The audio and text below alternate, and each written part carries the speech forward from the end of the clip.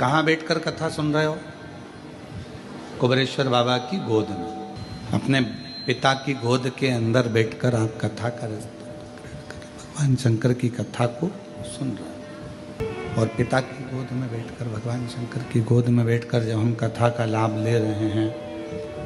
पिता की गोद में बैठकर जब हम कथा को श्रवण कर रहे हैं, बच्चा सबसे ज़्यादा सेफ, बच्चा सबसे ज़्यादा अपने आप को सेफ, सुरक्षित कहाँ महसूस करता? अपनी माँ की गोद में और अपने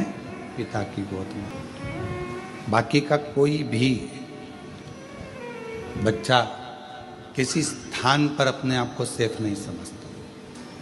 उसको लगने लगता है कि अब मुझे कोई भय नहीं है, अब मुझे कोई डर नहीं है, अब मुझे कोई भय नहीं है, अब मुझे कोई डर नहीं है, क्योंकि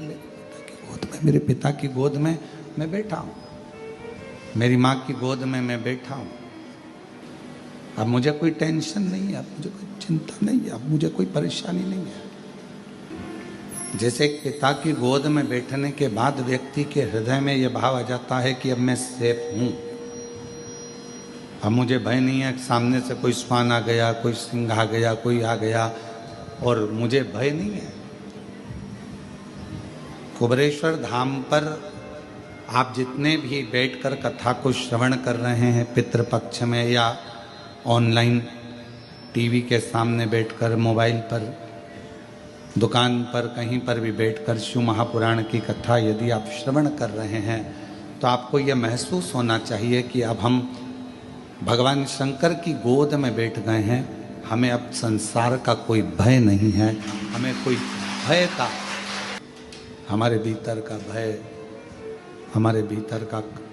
जो दुख है, तकलीफ है, समाप्त हो, वो सब भय समाप्त हो। उसी तरह भगवान शिव की कथा में, भगवान शंकर के चरणों में, भगवान शंकर की कथा में, भगवान शंकर की इस पवित्र गोद में बैठकर जब हम जितनी देर आप शिव महापुराण की कथा में बैठें, जितनी देर आप भगवान शंकर की अविरल कथा को धारण करें, जितनी देर आप भगवान शिव की पवित्र कथा को अपने हृदय में, अपने चित्त में, अपने मन में उतारें, उतनी देर अपने मन में ये भाव रखें कि मैं शिव की गोद में बैठा हूँ, मेरे पिता की गोद में बैठा हूँ। और ये निश्चित है, पिता की गोद में से जब बच्चा उठता है, पापा का मोबाइल, पेन, जेब में कोई सामान होता है वो, या कोई सामग्री बच्चा लेकर उठता है। और आप जितनी देर शिव महापुराण की कथा में अपने पूर्वजों के उद्धार के लिए, पितरों के मोक्ष के लिए, श्राद्ध पक्ष में, पितृ पक्ष में ये पवित्र कथा को सुन रहे हैं, तो ये मान कर चलना कि आप भी खाली नहीं उठोगे, पिता से कुछ ना कुछ लेकर जरूर उठोगे, प्राप्त कर।